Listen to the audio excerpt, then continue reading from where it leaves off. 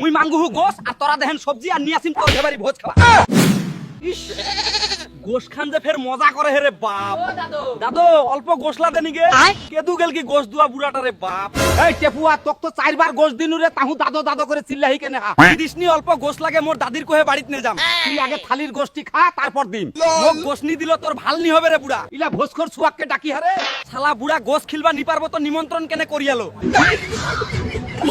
এই টেপুয়া সবজি দিম রে। মুই কি সবজি খাবার কোহে ভোজ বাড়ি আসিয়া হুঁ।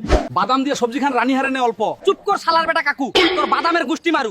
মুই মাঙ্গুহু গোস আর তোরা দেখেন সবজি আর নিয়ে আসিম তোর ঘেবারি ভোজ খাওয়া। তুই আগে তুই থালির গোশ খান খাইনে তারপর নে যাবো তোর দাদির কোহে। তুই কেদু গেল রে টেপুয়ে? সুন্দরী তুই ফের বাটিটা নিয়ে কেদু যাহি গে। মুই পাজল যাও ধেদরু শেকের বাড়ি ভোজ খাবা। যাইস না গে উয়ার ঘে মতন কোটি চিপা কিপটা লোক গোটে ইটাহার থানাটাত নিছে। কেন রে টেপুয়া কি হলেগা? উলা কিপটা লোক 8 বারের বেশি গোস নি দেহে। তো আমার ইটাহার থানার সুয়ালা তর্কক ভিডিও খান কেমন লাগিল কমেন্ট করে জানাও। ভিডিওটা একটা লাইক দিয়ে শেয়ার করে দিও আর মোক অল্প ফলোটাও করে দেন।